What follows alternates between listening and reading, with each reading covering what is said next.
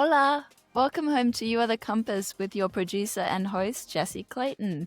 This is our first video on our YouTube channel, and I'm super excited to welcome our next guest, who is currently in Chamonix, France. Now, we met a few years ago, and yes, on my travels, and all right, I admit, on a mountain, as I know you are all quietly sitting there thinking this to yourself, asking that very same question. I'm beyond grateful to not only connect with this person again, though to be able to share a piece of their story with you all. Just the scope of what they've achieved, the summits that they're still striving for, and the inspiration to others that they seem to infuse with every little step of their journey along the way. This takes humility, it takes gratitude, grit, and in my personal experience, a mindset to persevere, that when the approach to climb starts to steepen, that we go within for the answers. Horacio Galanti, welcome home to You Are the Compass. Okay, thank you, Jessie, for having me here. Appreciate that. A little backstory so we can choose the angle of approach for this episode, as I'm sure there will be many more to come. You and I met by chance about 2 years ago now. I was doing Cascade Mountain, which, side note, if you haven't been to Canada, you simply must. And this is one out of the beautiful town of Banff. And we were going with a group of people. I think we were out for the day, and it was through friends of friends was how we were connected. I'm painting a little picture for our audience here. This was in September, where fall weather can be, shall we say, unpredictable. And as Mother Nature would have it, the storm clouds start rolling in, the wind picks up, and forecasts for potential snow are upon us. We were actually already turned back round at that point to come back down the mountain until I heard you say, "Do you have enough water?" Yes. "Do you have enough food?" Yes. "Do you have a waterproof jacket?" Yes, yes. "And gloves and a hat?" Yes, I have all that. To your response being, "Well, then we can keep going." Horatio, if we can begin our summit here, sharing first with our audience, where does this passion for the mountains come from? And really, where did your journey start? Okay, perfect. Thank you, Jessie, and very accurate recount of our ascent to Cascade Mountain in the beautiful Banff, Canada. Well, the passion for this mountain started when I was very little kid. I was about 8 years old, and I remember I was dragging my father in my native Argentina up what I consider a big mountain. Of course, it was a little hill, but for a 8-year-old kid, it was a big deal. And I was trying to go up just to see what was on the other side. I was just so curious to summit that hill and see what was on the other side. I just wanted to see the next valley. And actually, you mentioned I'm in Chamonix, France right now. And my ancestors, my great-grandfather was born about 200 kilometers from here in an Italian town called San Nazaro di Burgondi. So my family came from northern Italy here, very close to the border with France and Switzerland. And probably there was some genetics, passed to me through the generations because they were roaming around these mountains here, around Mont Blanc, and all the beautiful Alps. So there's some genetics probably. And I started, climbing when I was very young, teenager years, mostly rock climbing. And then I evolved into high altitude, ice climbing, high altitude mountaineering when I went to university in my 20s. And then, the project, the Seven Summits project came to life in my early 20s to say, okay, maybe I should try that. So that's a little bit my history and the passion for the mountains. And tell us more about the Seven Summits. For those of our listeners that don't sort of know what that is, where does that come from? Okay, sure. So the Seven Summits, it's kind of a name of a project just to climb the highest mountain on every continent, on the 7 continents, including Antarctica. And I added also the poles, the North Pole and the South Pole to the project. So that's what it's called, 7 summits and 2 poles. And because I grew up in Argentina, very close to Mendoza, and Mount Aconcagua, that is the highest mountain on the American continent, is located there in Mendoza at 7,000 meters of altitude. That was my training ground. So I summited Mount Aconcagua at 7,000 meters when I was 19 years old. And that has been my training ground ever since. I have summited that peak 12 times already via multiple routes. So it's a perfect training ground for high altitude. It's very cold, it's very windy, it's very dry. You have glaciers, you have crevasses, you have high altitude. So it's a good combo as a training ground. And after summiting that peak a few times, then I went to Africa to do Kilimanjaro, then went to Russia to do Elbrus, and kind of the idea took more form. And of course, until you summit Mount Everest, that's that's a big one. Then you don't know if that's possible. But after summiting Mount McKinley in Alaska as my number 4 of the 7, I felt, okay, I think I am ready to tackle Everest seriously. And I would have a good chance if I prepare professionally, I train properly, I think I have enough experience. So at that time, it's like, okay, I have, several high altitude peaks after years of climbing. So with a friend of mine from Mendoza as well, that he has the same name like me, we went to Everest and on the south face on Nepal side, and we were able to summit Mount Everest and return, safely. It was a beautiful expedition. 2 months in the mountains. It was very hard physically and mentally because you're away from home, from all your belongings, all your and the things in life, and it's hard. It takes a toll on you after a month and a half, and physically as well. It's a very demanding peak.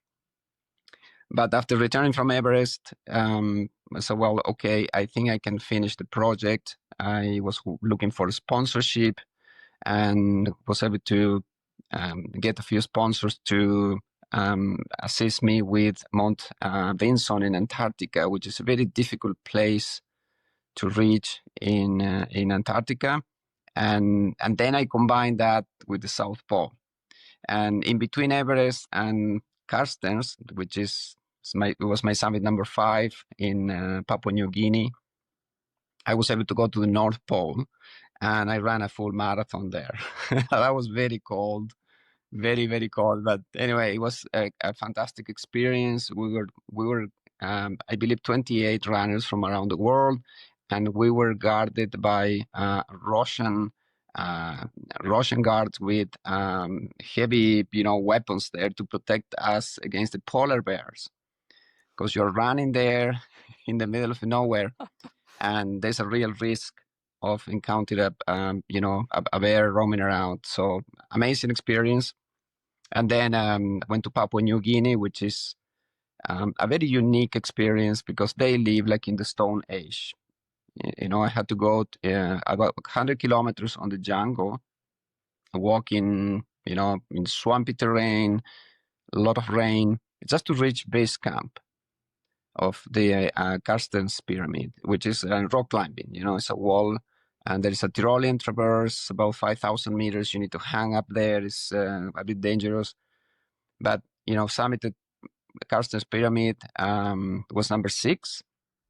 And I returned again another 100 kilometers walking on the jungle, guided by the local natives. So you see how they live, the traditions they have, the culture. I always say that climbing is always a part of the adventure, because the cultural component, what you learn about other people, how they live, what is important for them, opens your mind tremendously, right? So climbing is just a fraction of this story. Anyway, so when I returned from Papua New Guinea, I organized the final expedition to Mount Vinson in Antarctica, which again is a very cold, extreme place, landing in a small airplane in a glacier and just waiting for the weather forever to clear. And after that, it was a ski traverse, 120 kilometers to the South Pole, the geographic South Pole. Extremely cold. I recorded the coldest temperature in my life. It was minus 62 degrees Celsius in the thermometer. I have an alcohol thermometer. So yeah, the living conditions from the absolute basic stuff is kind of a challenge in there. Just from cooking to going washroom to basic stuff is certainly a challenge. But it was a very rewarding expedition, and was able to complete the 7 summits and the 2 poles. And after a couple of years after that, it's like, what I'm going to do now? And people ask, what is next? So I was in contact with my Sherpa in Nepal. We climbed together Everest from the south side, and with my friend in Argentina as well. And with the Sherpa started planting a seed on my mind. And he said, hey, Horacio, what if we climb together the north face of Everest via Tibet? So initially I said, no, that's too crazy. I'm no, thank you. I'm going to the beach. But after a couple of years of talking with Agnima, my Sherpa, I decided to say, okay, let's do it. I think it's a unique opportunity. And we're back to Nepal. Beautiful road trip to the Tibetan border. And again, another 2 months living in very difficult conditions, sleeping on ice, sleeping on rock. The North Face is extremely windy. It's a very cold place because it's a northern exposure, northern wall. So it took us 2 months to climb. The summit day is certainly very difficult because it's rock exposed, covered with a thin layer of ice. So as soon as you touch the ice shatters, and you are left scrambling there on rock with your crampons, very exposed. You're talking 3,000-meter falls, right? So very exposed. All the anchors are very precarious, and it's very windy. So the risk of frostbite is significant on the North Face.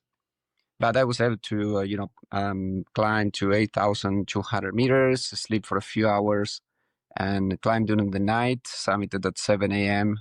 Via the North Face, and descend to 7,000 meters on the North Col at 7 p.m. So it was at a 20-hour push, non-stop, at very high altitude. And that was super intense day and very rewarding. So amazing photos and amazing memories. And do you think, like, out of all the summits, the poles that you've done, what is that intrinsic motivation to keep going? Like, how do you draw reference on each summit? Yeah. I feel this powerful drive to be in the mountains. Right? Many people prefer to be on the beach, sitting in a lounger there. I can do that for maybe 10 minutes. And then I need to start moving. I need to go for a walk. I don't know. I don't have I would say, scientific answer to the question of why. And I was reflecting a lot about that. And as I mentioned at the beginning of our chat, probably there is some genetics from previous generations that were around here, the Chamonix area, and probably their daily lives was to walk in these mountains, to go up and down in the Alps. So there may be some genetic component, and I don't know. I think we're kind of born with that, and this drive to go up, and see what is on the other side. When I was a kid, probably still the seed and the core that motivates me to keep going. I just love being in the mountains, the fresh air, the nature. In my way here to Chamonix. And growing up in Argentina must have something to do with it, for sure. Yes, yeah, living there we have mountains, plenty of mountains in the Andes between Chile and Argentina. In Patagonia area, I climbed extensively in the Patagonia region. So beautiful areas, right? But yeah, probably all that composed together is what keeps me going. And just being there, just being in the mountain, just sleeping on a rock in the sun, for me is priceless. Yeah. It's something about that Mother Earth, that nature. It's a very healing kind of quality in the Yes. sense that you don't need any material possessions around you. It's just you and yourself out in the wilderness. Tell me, have you been able to summit each time that you've attempted these Mount Everest, your Mount Elbrus, and Yeah, so in Everest, yes. So I did 2 attempts, and yes, I was successful both in the south face and the north face.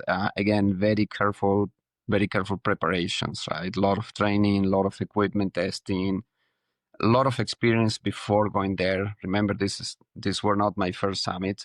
Of course, at the beginning of my mountaineering career, yes, I had many times I had to come back without the summit for different reasons. Back in the day, the equipment, the gear was not the gear we have these days. Gore-Tex and all that stuff didn't exist. So the weather forecast for me is another factor. We have very accurate weather forecast these days. For example, in Everest, we were receiving a weather forecast from Switzerland and a weather forecast from Seattle in the States. And these guys, they use mathematical models on the computers to model the jet stream and do the predictions, and they're very accurate. So having reliable weather forecast is a game changer. Back in the day, I'm talking, 20 years ago, we had to predict the weather based on our own observations, very limited data, and we couldn't see anything coming, I would say, beyond 3 days. So we didn't have access to long range forecasts to plan ahead. So, okay, we're going to stay here in this camp because a big storm is coming in 3 or 4 days. We didn't have that luxury. So many times when I was in my early 20s, I climbed, Aconcagua to 5,000 or 6,000 meters. I had to come back because the wind was crazy, the tents were destroyed, and that was lack of weather forecast, right? So you were just going into the unknown, trying to set up camp, and maybe the afternoon was beautiful, but next morning was a brutal snowstorm, and to come back. yeah, Also the experience in general, like everything in life, you are gaining experience. And sometimes, yes, we try and we fail, but I take that as a learnings and how to avoid that in the future. sure. Everything for me is success. So you try and you learn and you try again and you succeed. So it's all part of the game. It was like when I met you on Cascade, like I had already gone up as far as I thought we were going and turned back round. And then you're like, no, let's keep going. Just Yes. that shift in mindset that I had to make for that. I was like, no, I was already going back down. Like now I've got to go up again. And that's going to be another 2-3 hours in this whole journey. Um, Yes. how how do you draw reference from that? Where does your mind go when you choose to keep going? The weather patterns might be, accurate for the day. You've got enough food, you've got enough clothes, you can do this summit, but how do you get your mind to that point? Well, I think at that point, I remember asking a few questions to the team that decided to continue because a part of the team decided to return lower in the mountain, and the weather was closing and getting some snow, and the wind picked up, and the summit didn't look very enticing at the time.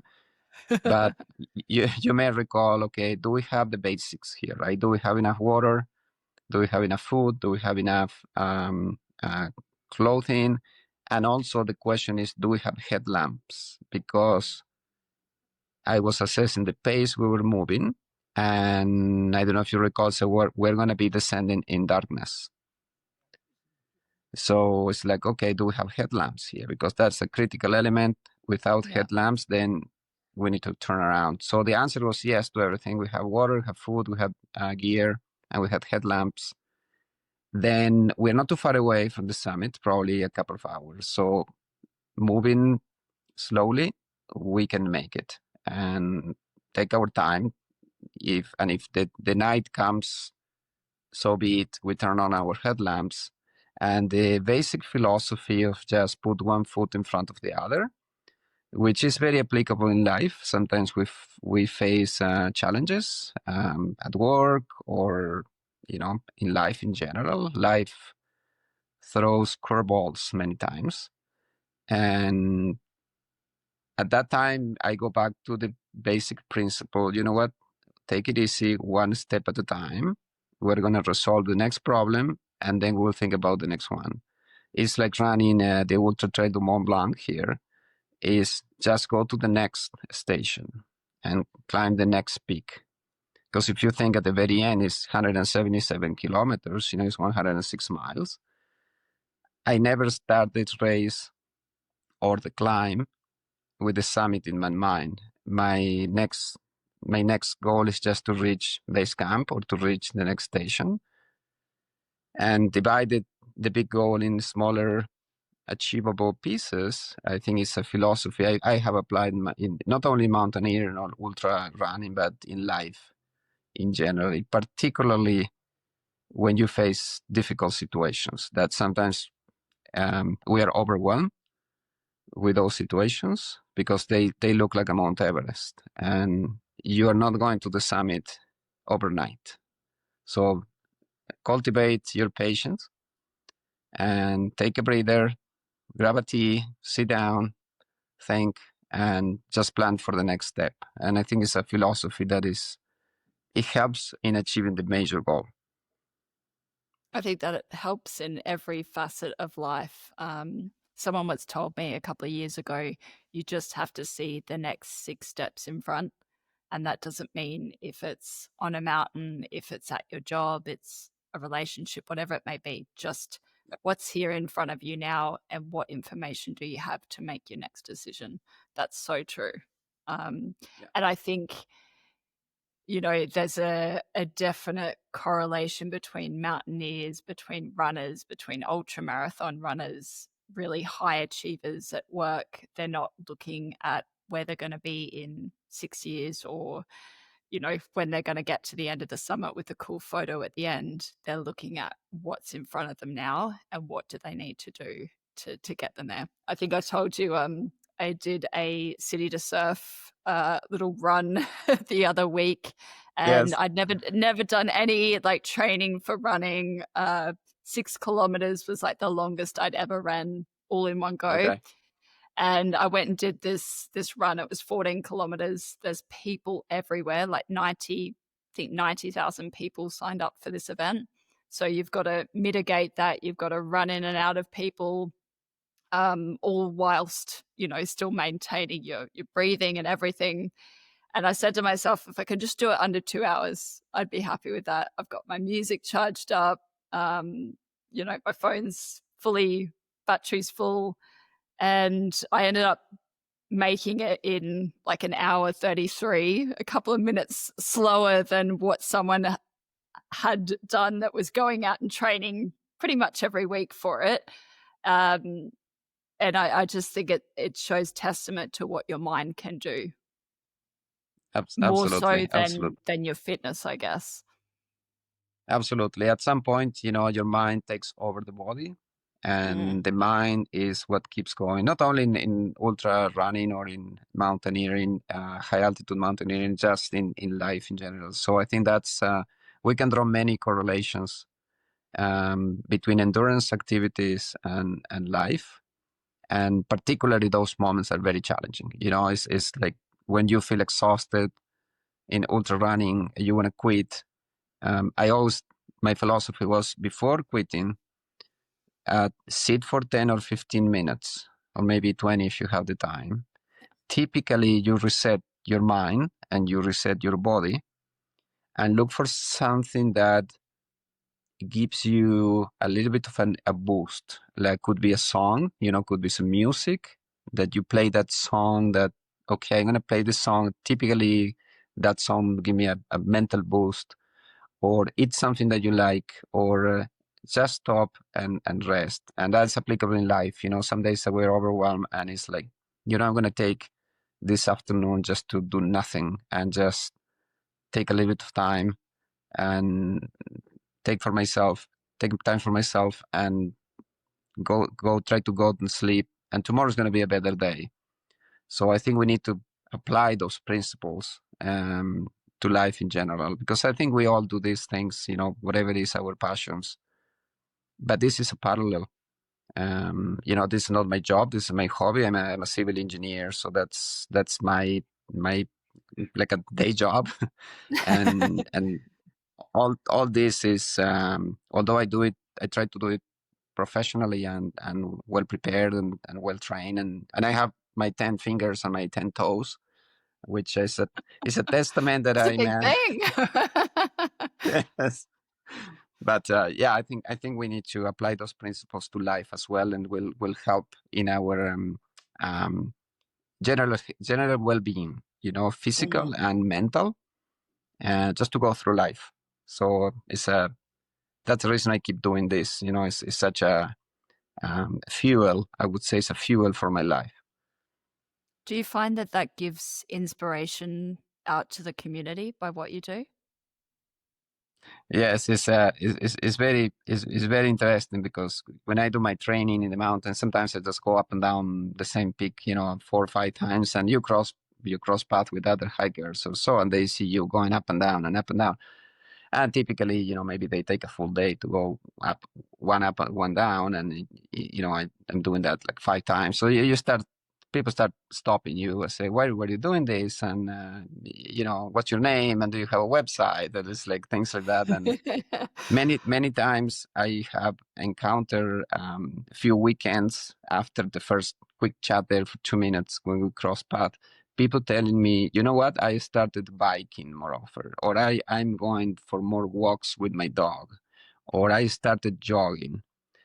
And for me, that is so rewarding, because it's like, okay, if I can do just a little bit to influence others to start moving, to be active, to have active lifestyles, that's great. I'm kind of doing my job, and there is value for others as well. So very comforting and very rewarding to have those follow-up conversations, and 100%. some people saying, you know what, they started moving. And at work, when we were when I was climbing Mount Aconcagua the last time a couple of years ago, and we did a challenge. We have about 1,000 staff at the city where I work, and we launched the challenge. So they were following my climb via GPS. I was uploading my coordinates into a Google Earth map, and the GIS team at the city were plotting those coordinates. And we did a challenge that worked with 1,000 people who would be able to kind of follow that to the same vertical climb and longest distance. And it was amazing that the person who won the challenge was a 70-year-old part-time person, was still working in one of our fitness facilities. So he recorded, I think, was more than 750 kilometers during the month I was doing the climb. So that's amazing when again, my little 2 cents, my little, grain of sand, influencing, contributing that others start moving, start having a more 100%. active lifestyle. That's a tremendous reward for me. That's reward enough. Yes. So tell me, you're in Chamonix at the moment. This ultra marathon running, where does that come from? Like, how did you even start?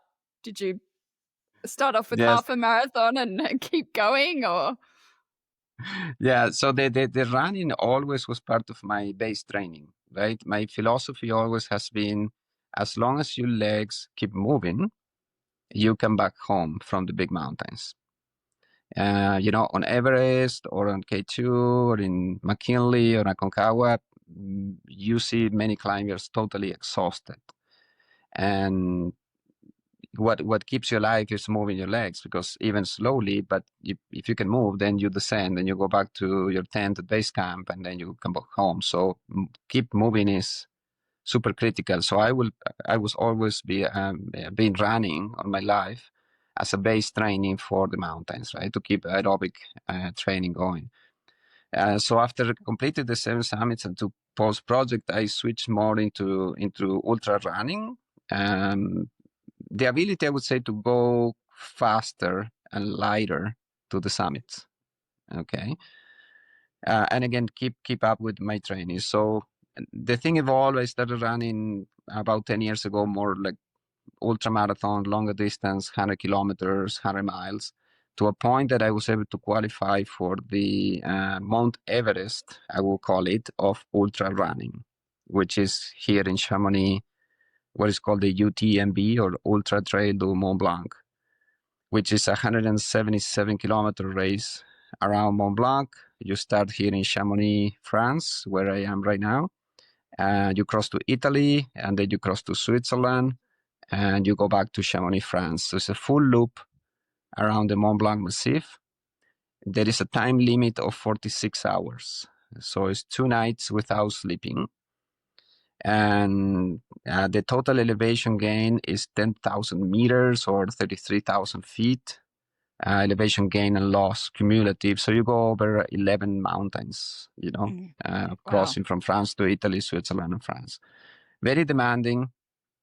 But again, it's great base training. And I was able to qualify. I came here last year to run a portion of this. It's called CCC race. Starts in Courmayeur, Italy, Switzerland, and France. Just to recognize the terrain, I did it in 25 hours. It's 105 kilometers. And this year it's like, okay, I'm going to do the big one. And we'll see. Is the race is in about a week, August 29 and 30th. The weather looks horrible for now. It's raining every day. Hey, it's been raining in Sydney for 4 days. I have not been outside more than 5 minutes for a coffee. It's ridiculous. Yeah, here the same. It's a lot of rain. Yeah. It's very cold, so I'm bracing for impact for the race. Do you do much training in the week, like leading up to this? No, I'm just tapering down right now. I kind of my last big training was about 2 weeks ago. And then I start like more the taper period. And for the last 15 days or so, I just doing very short, intense runs, very short, I would say half an hour max, to maintain my fitness, but to rest. So the last 2 weeks has been more. Yesterday I went to La Flageur. Here is one of the ski centers. It's about 1,000 meters elevation gain and loss. With hiking up, and then I did my run back to Chamonix just to keep moving. I'm still fighting jet lag. With Canada, it's about 8 hours, so I'm still awake in the middle of the night.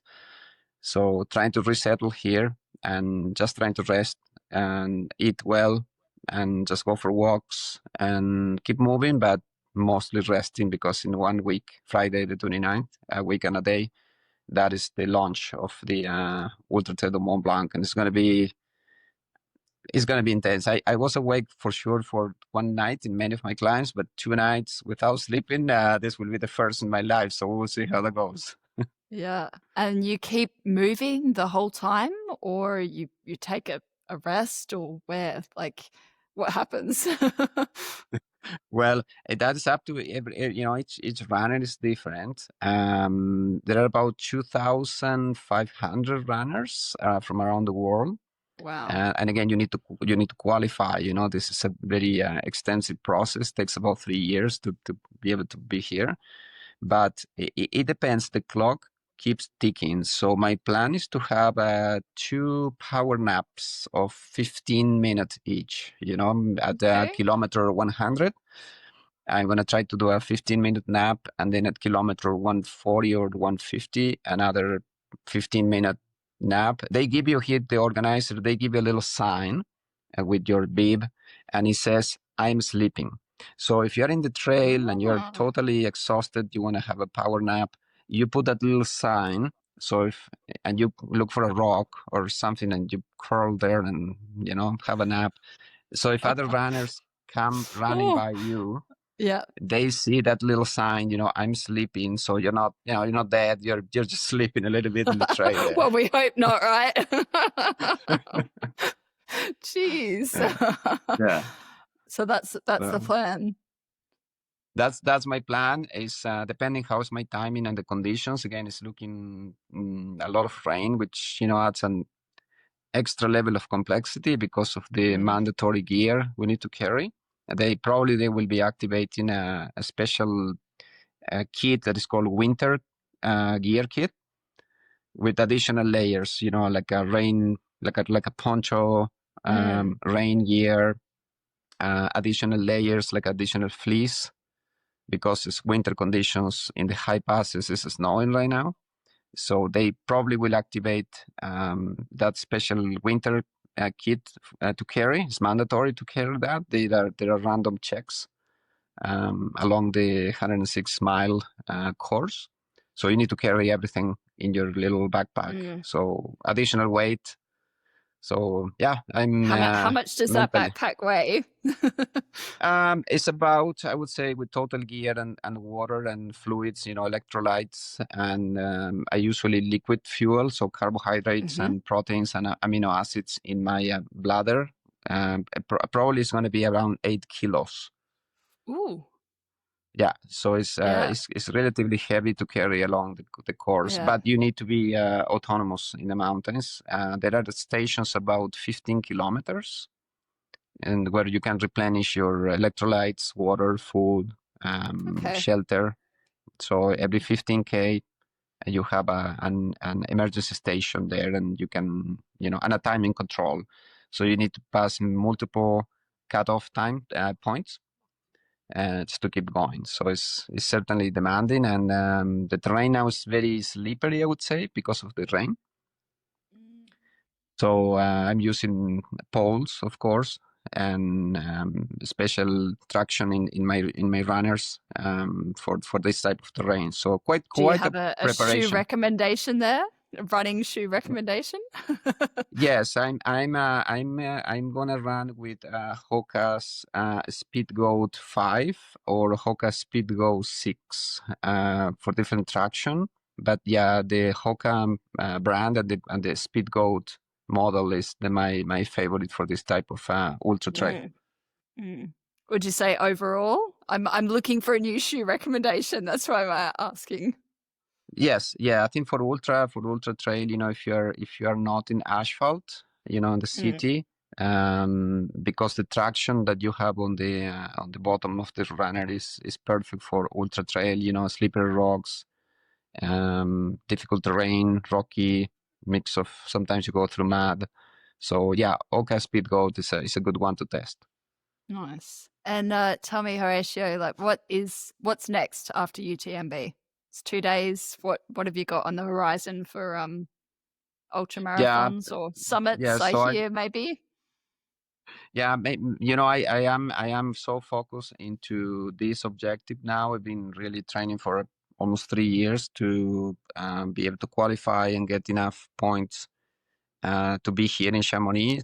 Just to be being here is a lot of work, and well, we'll see how the race goes. And then probably I will take 2 or 3 months, what I call to go into deep rest.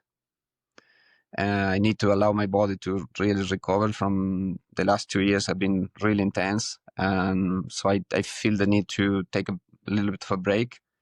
And I think I'm going to use those 2 or 3 months probably until the end of the year, let's say December 2025, to really sit down quietly and reflect what is coming next. And, there are a few projects floating in my mind right now. One is to go back to high altitude mountaineering in the Himalayas. Can be other races as well, just to keep moving.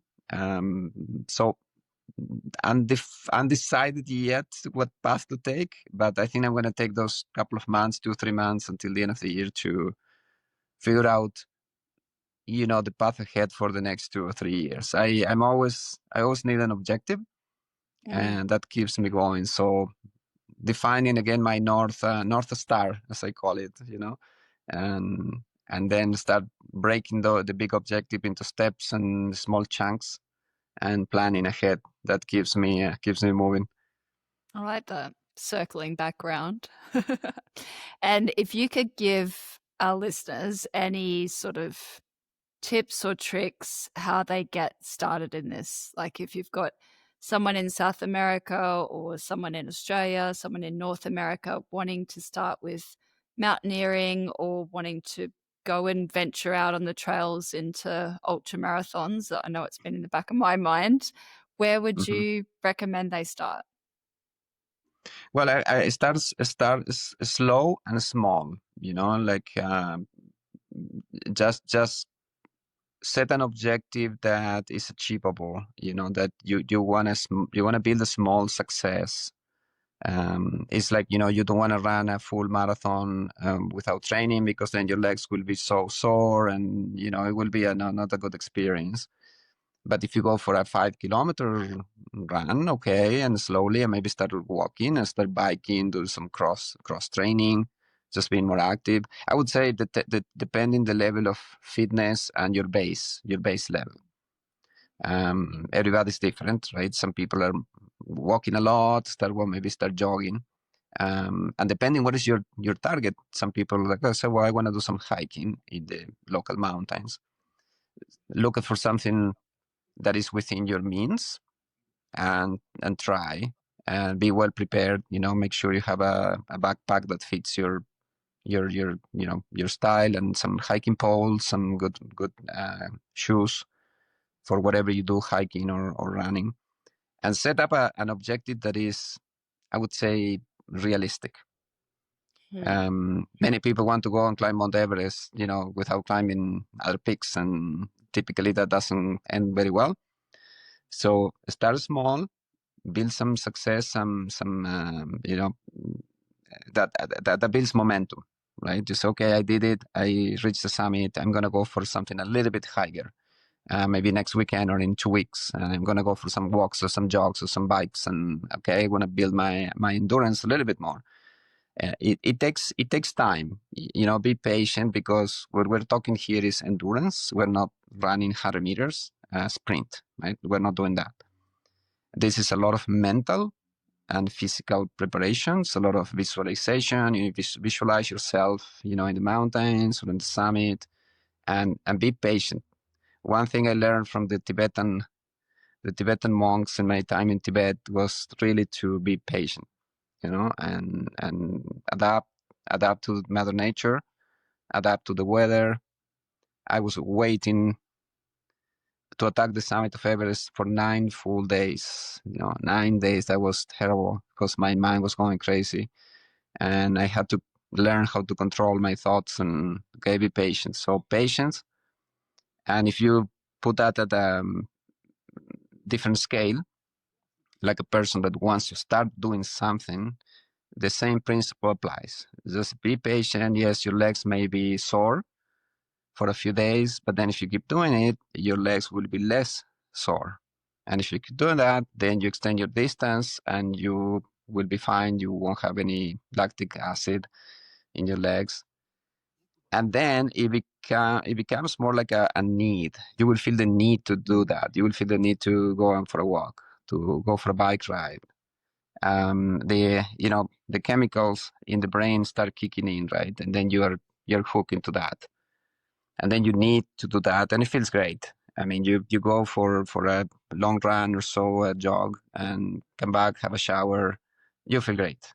I was so jet lagged here, and I went for my 1,000-meter elevation hike yesterday. Came back feeling way better, right? Yeah. So it's amazing how exercise resets your mind, and then the mind controls the body. So you need to play Mm. with that and think about that. Would you say that that's how you've been able to harness your mind to work in tandem with your body to achieve what you've been able to achieve? Yes, Yeah. 100%, 100%, because the body, the physical component goes to a point, particularly in endurance events, and then it's the mind what carries you. And learning how to push your mind again takes patience. It takes time. And you find different tricks like music or a particular mountain that inspires you. So you need to find that spot. But that discovery takes time. You know, you may need to try different peaks, different hikes, different maybe trails to ride your bike and slowly build up. And it takes, you know, in my experience, it takes about 6 months to develop the habit. Okay, so you need to be persistent and persevere to create this new habit. I'm talking for maybe a person who is not too active and wants to start doing stuff, right?